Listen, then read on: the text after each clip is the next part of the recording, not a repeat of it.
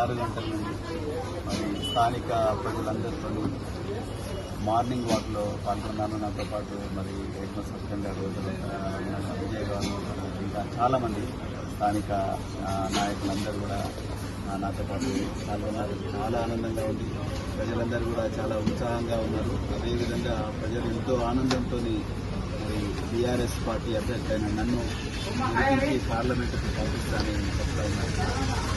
అదేవిధంగా మరి నేను ఎంపీగా గెలిచిన తర్వాత ఈ విధంగా మార్నింగ్ వాక్ చేసే ఎంతోమంది పెద్దలు కానీ యువకులు కానీ వీళ్ళందరికీ కూడా ఎన్ని సదుపాయాలు వీలైతే అన్ని సదుపాయాలు కల్పించడం కోసం ప్రయత్నం చేస్తాను. నేను గురుకులాల సెక్రటరీ ఉన్నప్పుడు దాదాపు దేశంలోనే ఎక్కడ లేని విధంగా కేసీఆర్ గారి మార్గదర్శనంలో 85 క్రీడా అకాడమీలు పాఠశాలలు పెట్టి మరి ప్రపంచ స్థాయి క్రీడల్లో పేద విద్యార్థులు రాణించేలా విధంగా చేసింది.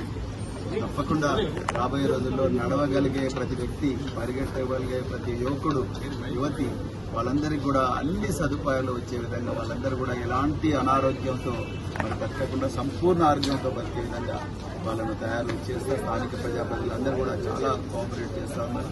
ఇప్పుడే ఒక హోటల్ కూడా వచ్చినాం. మరి నిరుద్యోగిని బాధపడకుండా వాళ్ళ అమ్మగారి సహకారంతో ఒక యువకుడు ఇక్కడ చాలా చక్కగా మరి హోటల్ కూడా నడుపుతా ఉన్నాడు. ఆ హోటల్లో దాదాపు 12 మందికి ఉద్యోగాలు కూడా కల్పిస్తున్నాడు. ఈ విధంగా ప్రతి యువకుడు కూడా మన నాగర్ కర్నూలు ప్రాంతంలో, కల్వకుర్తి లాంటి ప్రాంతంలో వలసలు పోకుండా మనము బతికే ప్రాంతాల్లోనే మనము మన కాళ్ళ మీద మనం నిలబడి మనకుండే తెలివితోని, మనకుండే నెట్వర్క్తోని చక్కగా బిజినెస్ చేసి ఇంకా 10 మందికి ఉద్యోగాలు ఇచ్చే పరిస్థితి కూడా తీసుకొచ్చడానికి ఏ ప్రయత్నం చేయాలంటే ఆ ప్రయత్నం స్థానిక ప్రజాప్రతినిధుల సహకారంతో, అధికార యంత్రాంగంలో మాట్లాడి, ప్రైవేటు సంస్థలతో కూడా మాట్లాడి వాళ్ళందరికీ కూడా వాళ్ళ జీవితాలు బాగుండేలా ప్రయత్నం చేస్తారు. చాలా ఆనందంగా ఉంది.